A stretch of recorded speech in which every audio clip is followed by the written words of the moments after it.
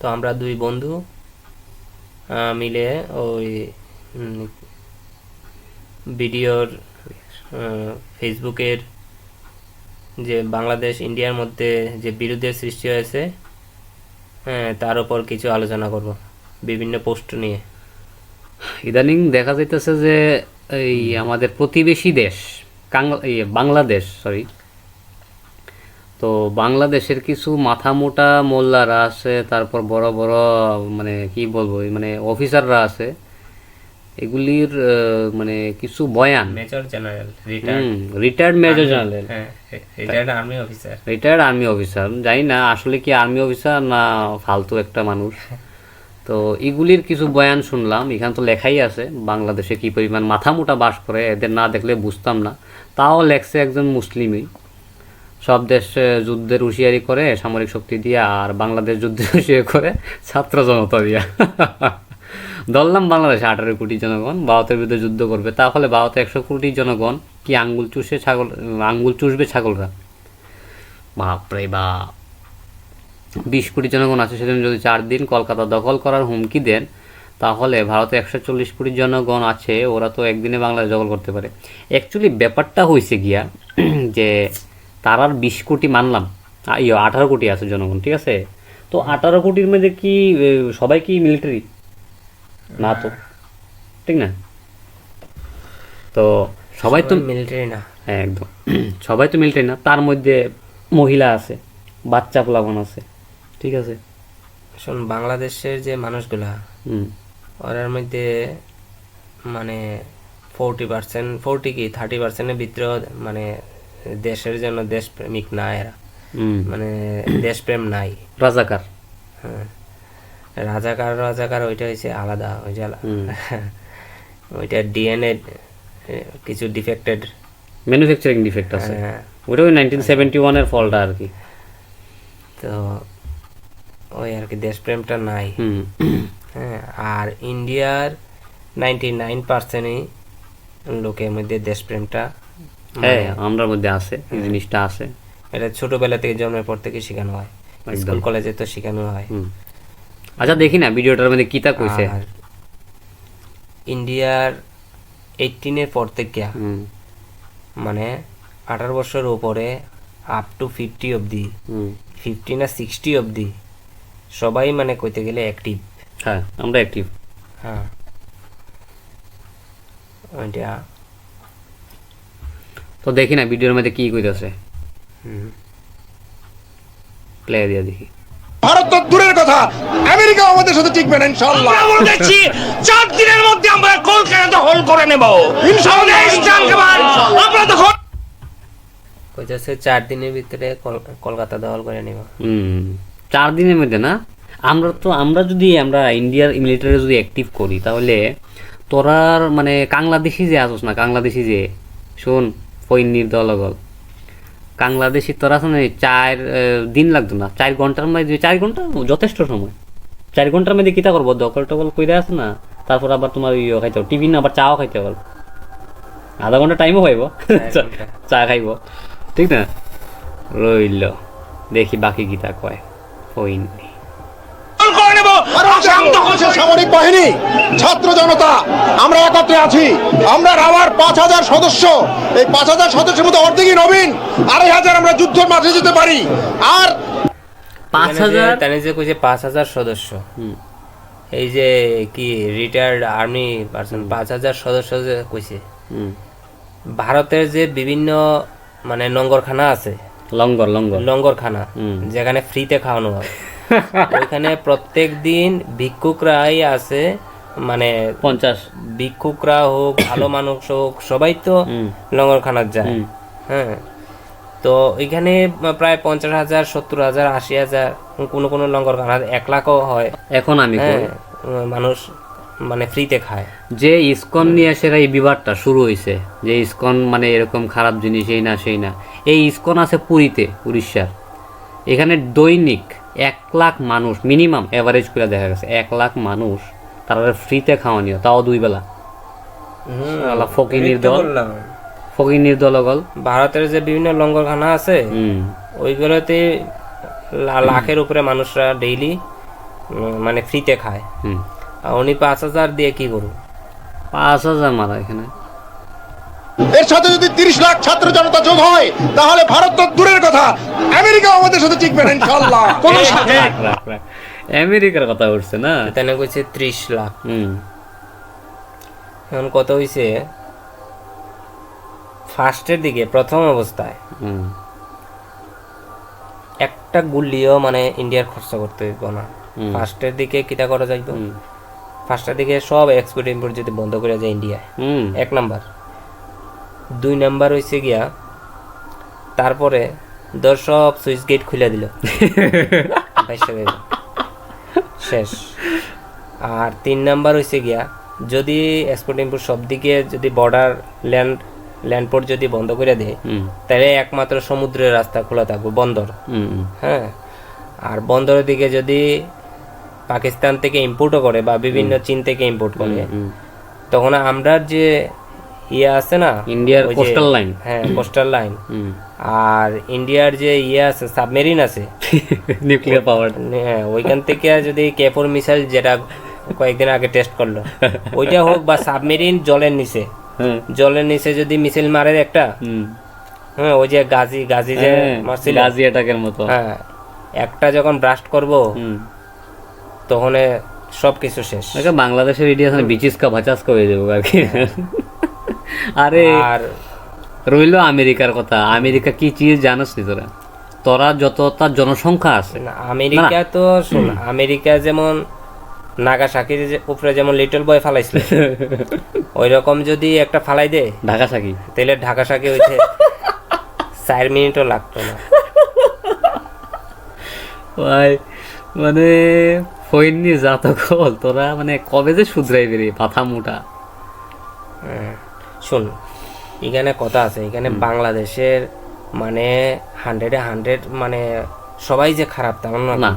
আমি এখানে দেখছি এখানে এই যে মানে কয়েকটা আছে ডিফেক্টেড মালগুলা আছে, ডিফেক্টেড মালগুলা হইছে গিয়া প্রায় ধরস না 25-30% ওইরকম। 40%। মানে কি জানাস নি, এটা 2 ধরনের ডিএনএ আছে, একটা ভালো ডিএনএ, একটা হইছে এই পাকিস্তান মানে ডিএনএ। 71-এর আগে যে ডিএনএ গুলি আসিল এটিকে আমরা মানে গুড ডিএনএ হিসেবে বিবেচনা করতে পারি। আর 71-এর পরে মানে পাকিস্তানি ফৌজিরা যে সময় আসলো, তারপরে ওই ডিএনএ ওই ব্যাড ডিএনএ গুলি তোরার মধ্যে এই ব্যাড ডিএনএ গুলাই এখন মানে ওই জেনারেশন ওয়াইজ মানে বাড়তাছে। তুই জাস্ট ডিফারেন্ট করতে পারবে correct. কোনগুলো ব্যাড কোনগুলো মানে পাকিস্তান ডিএনএ আর বাংলাদেশের মানে পিওর ডিএনএ কোনটা, ওই দুটোটা মানে ফারাক বোঝা যায়। তোদের ডিএনএ এর মধ্যে সমস্যা। আর রইল আমেরিকার কথা।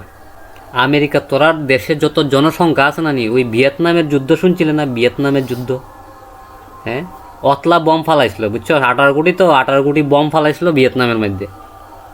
মাটির তলে বাংকার করেছিল, জান বাঁচছে না, বাংকার বম ফালাইছিল, যার মাটির তলে 20 ফুট গিয়েছিল, তারপরে ব্লাস্ট হইতো। ওই নির্দল আমেরিকা চিজ জানোস না তো? আফগানিস্তানের মধ্যে কিতা করছে? তোরার যে বাপ যে পাকিস্তান, আমরা তো তোরার বাপের বাপ, তোরার বাপরে আমরা বানাইছি, ঠিক আছে? তোরার বাপ যে পাকিস্তান, ওই পাকিস্তানের ভিতরে ঢুকে গিয়ে আছে না নি, একদম পাকিস্তানের যে ওই আলা আছে যে কি জানি নাম, ওসামা বিন লাদেন, তোরা ওই বিন লাদেনটা আছে না, ইঁদুরের বাচ্চার মতো লেজটা দূরে আছে না, তুইলা নিয়ে সেটা জলের মধ্যে ফেলা দিছে। ওই নিয়ে যাক দেখি ফহিনী মেজর নাকি তো জানি ব্রিগেডিয়ার, ফহিনী কি তা হয়। আমি মেজর শরীফ, আমি বলে দিচ্ছি ভারতকে যে ট্রেনিং আমরা নিয়েছি, যে যুদ্ধ আমরা করেছি, আমরা শুধু 2 লক্ষ সৈনিক না। এই আস্তে আস্তে আস্তে ভাই ভাই হার্ট অ্যাটাক আইব তো।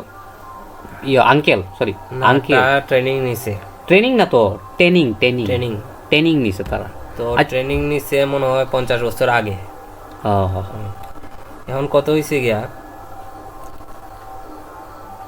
তো আর্মির ট্রেনিং যে ইন্ডিয়ান আর্মির ট্রেনিং আর এই যে ট্রেনিং তারা যে নিছে, ইন্ডিয়ার যদি ওই যে ইয়ে আছে না কি বলে, আরে হেড হান্টার, গোর্খা রেজিমেন্ট,